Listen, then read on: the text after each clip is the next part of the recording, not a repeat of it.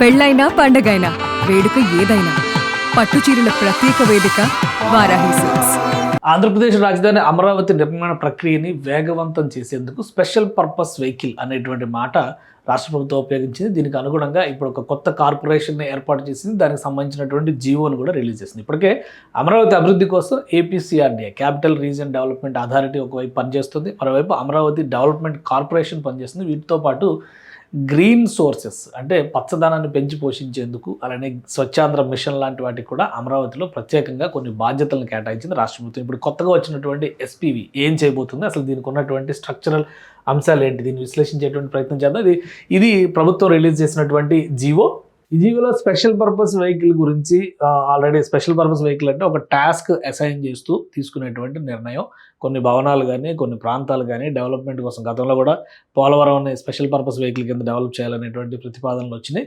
So ఇప్పుడు అదే తరహాలో అమరావతిలో ఇన్ఫ్రాస్ట్రక్చర్ డెవలప్మెంట్కి సంబంధించినటువంటి అంశం కాబట్టి దీనికి సంబంధించి పేరుని డిసైడ్ చేసింది Amaravati growth and infrastructure corporation limited. ఈ పేరుని డిసైడ్ చేశారు. అంటే AGICL అనేటువంటి పేరు కంప్లీట్ అవుతుంది. ఇప్పుడు అమరావతి డెవలప్మెంట్ కార్పొరేషన్ లిమిటెడ్ అంటే ADCL ఉంది, APCRDA ఉంది. అవి కాకుండా అదనంగా ఇది మూడో సంస్థ కింద మనం చూడాలి. కంపెనీస్ యాక్ట్ 2013 ప్రకారం దీన్ని డెవలప్ చేయాలని చెప్పి డిసైడ్ చేశారు. Operation and management of special projects in Amaravati capital city region, దానికి సంబంధించినటువంటి సిటీ అండ్ రీజియన్, దీనికి సంబంధించినటువంటి అంశాలు. ఇందులో గతంలో డిస్కషన్ జరిగింది. ఒక కమిషనర్ అంటే ఏపీసీఆర్డీఏ ఒక డెసిషన్ తీసుకుని ఏపీసీఆర్డీఏ కమిషనర్ రాసినటువంటి ఒక లేఖ ఆధారంగానే ఈ నిర్ణయం జరిగింది.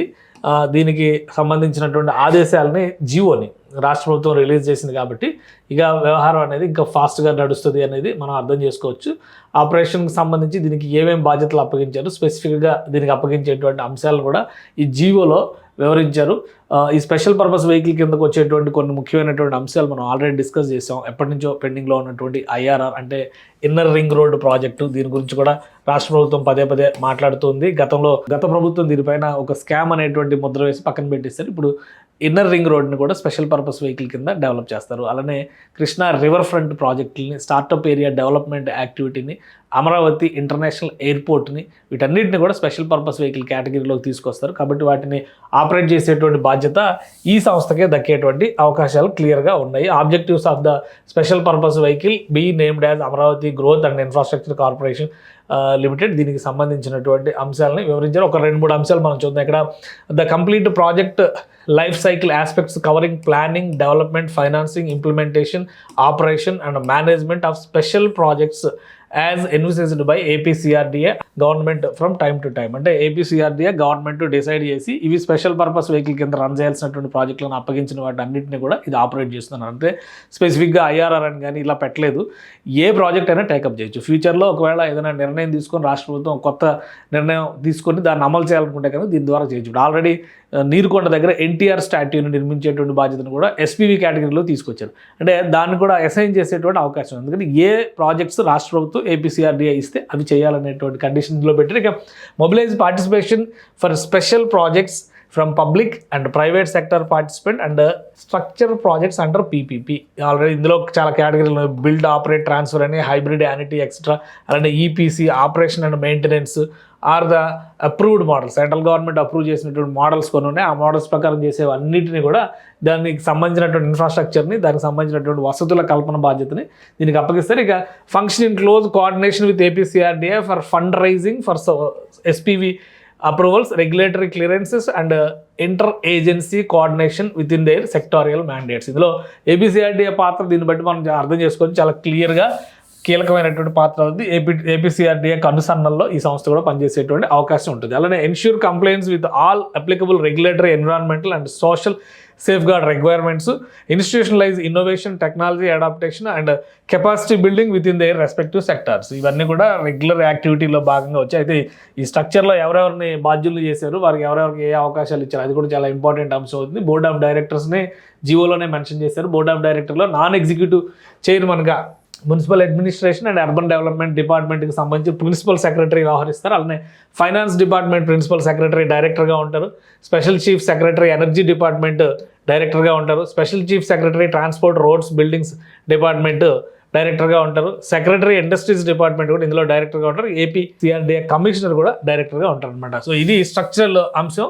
దీంతోపాటు ముగ్గురు ఇండిపెండెంట్ డైరెక్టర్లని అపాయింట్ చేసేటువంటి వెసులుబాటు ఇచ్చారు. ఈ ముగ్గురు three independent directors selected from industry after the incorporation. అంటే ఈ సంస్థ ఏర్పాటైన తర్వాత ముగ్గురిని సెలెక్ట్ చేసుకుంటారు. ఇండస్ట్రీ ఎక్స్పర్ట్స్ అయి ఉండేటువంటి అవకాశం ఉంది. అలానే managing director to be nominated after incorporation of special purpose vehicle as per the provisions of the companies act 2013. అంటే ఆ యాక్ట్లో ఏ విధంగా ఉందో దాని ప్రకారం వీళ్ళలోనే ఒకరిని మేనేజింగ్ డైరెక్టర్గా అపాయింట్ చేసుకునేటువంటి అవకాశం ఉండొచ్చు. Board of directors SPV shall reconstituted based on requirement from time to time and decided by the board of directors of ఇక అంత బాధ్యతలన్నీ కూడా ఎస్పీవీ బోర్డ్ ఆఫ్ డైరెక్టర్స్గా అప్పగిస్తున్నట్టుగా చెప్పారు. ఇక దీని షేర్ హోల్డింగ్ ప్యాటర్న్ కూడా డిసైడ్ చేసింది రాష్ట్ర ప్రభుత్వం. Share holders of the Amaravati growth and infrastructure corporation limited initial paid up share capital 1 crore rupees, ₹1 ₹10 share కింద, అంటే 10 లక్షల షేర్ల కింద పెట్టారు. మొత్తం షేర్ హోల్డింగ్ అంతా కూడా రాష్ట్ర ప్రభుత్వ పరిధిలోనే ఉంటుంది. మున్సిపల్ కార్పొరేషన్ అంటే మున్సిపల్ అడ్మినిస్ట్రేషన్ డిపార్ట్మెంట్ పరిధిలోనే 99% షేర్స్ అందులోనే ఉన్నాయి. ఇక్కడ క్లియర్గా మెన్షన్ చేస్తారు. Government of Andhra Pradesh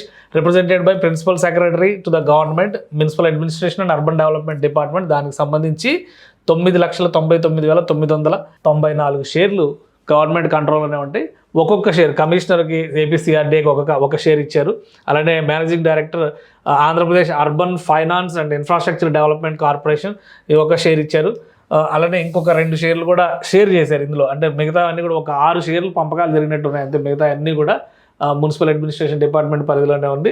MD Andhra Pradesh urban greening and beautification corporation దీనికి సంబంధించి 1 share, managing director Swachhandhra corporation 1 share, engineer in chief public health ఒక షేరు, అలానే director of town and country planning AP department దానికి సంబంధించి 1 షేర్ ఇచ్చారు. సో ఇది స్ట్రక్చరల్ అంశము. మొత్తం మీద ఒక వేగవంతమైనటువంటి నిర్ణయాలు తీసుకోవడానికి స్పెషల్ పర్పస్ వెహికల్ కేటగిరీలో వచ్చేటువంటి నిర్ణయాలను అమలు చేయడం కోసం. ఎందుకంటే ఒక మాస్టర్ ప్లాన్ చూస్తే మీకు ఇందులో చాలా ఏరియాస్, చాలా డెవలప్మెంట్, చాలా అంశాలు కనిపిస్తాయి. ఇందులో మేజర్గా మెన్షన్ చేసినటువంటి ఐఆర్ఆర్ అంటే ఈ అమరావతి చుట్టూ వచ్చేటువంటి ఎన్ఆర్ రింగ్ రోడ్డు, ఇది ఒక స్పెషల్ పర్పస్ వెహికల్ చెప్తున్నారు.